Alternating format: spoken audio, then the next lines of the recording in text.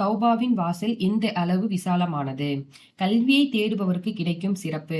சிர்ருப்னு ஹுபைஷ் ரலியல்லாஹு அன்ஹு அவர்கள் அறிவிக்கிறார்கள், தோளிலான காலுறைகள் மீது மசாஜ் செய்வது பற்றி கேட்பதற்காக சவ்வானிப்னு அஸ்ஸல் ரலியல்லாஹு அன்ஹு அவர்களிடம் நான் சென்றபோது, சிர்ரே, என் விஷயமாக வந்திருக்கிறீர்கள் என்று வினவினார்கள்.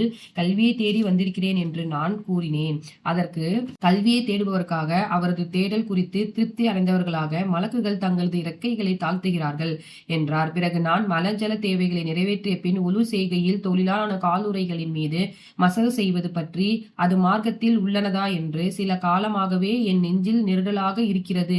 தாங்கள் நபி ஸல்லல்லாஹு அலைஹி வஸல்லம் அவர்களின் தோழராக இருக்கிறீர்கள், இது பற்றி விளக்க கேட்கலாம் என்று தங்களிடம் வந்திருக்கிறேன். நபி அவர்கள் இது விஷயத்தில் ஏதேனும் சொல்ல தாங்கள் கேட்டிருக்கிறார் என்று வினவினேன்.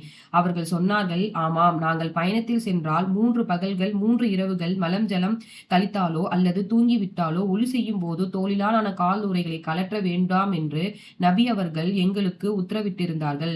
பெருந்தொடக்கு ஏற்பட்டிருந்தாலே தவிர பெருந்தொடர்க்கிற்கு குளிக்கும் போது மசகு மட்டும் போதாது, கால் உறைகளை கலற்றிக் கொள்வது அவசியமாகும். காலுறைகளை கழுவிக் கொள்வது அவசியமாகும்.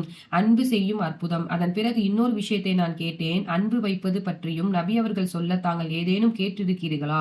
ஆம், ஒரு தடவை நாங்கள் நபி ஸல்லல்லாஹு அலைஹி வஸல்லம் அவர்களுடன் ஒரு பயணத்தில் இருந்தோம். பயணத்திற்கு இடையே ஒரு நாள் நாங்கள் நபி அவர்களின் சமூகத்தில் இந்த சமயம் நாட்டுப்புற அரபியொருவர் அங்கு வந்து தனக்கே உரிய உரத்த குரலில் நபி அவர்களை பார்த்து யா முஹம்மது என்று அழைத்தார். நபி அவர்களும் அவரை போன்றே உரைத்த குரலில் ஏன் நாட்டுப்புறத்தாரே, என்ன விஷயம் என்று பதிலளித்தார்கள். அப்பொழுது நான் அந்த நாட்டுப்புறத்தாரை பார்த்து, நீ நாசமாக போக, உன் சப்தத்தை சற்று குறைத்துக்கொள், நீ யாருடைய சமூகத்தில் இருக்கிறாய் தெரியுமா? நபி அவர்களின் சமூகத்தில் இருக்கிறாய்.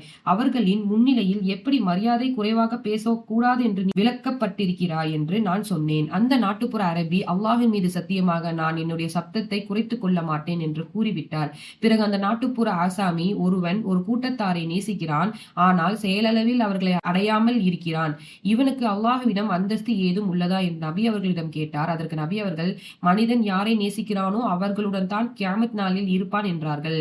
அதன் பின் நபி அவர்கள் இதே தொடரில் பல விஷயங்களை எங்களிடம் பேசிக் கொண்டிருந்தார்கள்.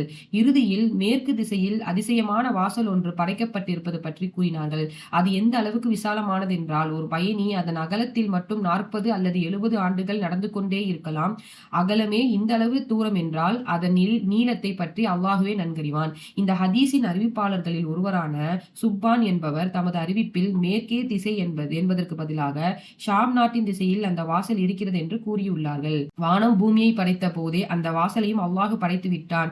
அப்போதிலிருந்தே தௌபாவிற்காக திறக்கப்பட்ட நிலையில் அந்த வாசல் இருக்கிறது. கியாமத் நெருங்கும் சமயம் கிழக்குக்கு பதிலாக மேற்கு திசையில் சூரியன் உதைக்கும் வரை அது மூடப்படாமல் இருக்கும். நூல் திர்மிதி.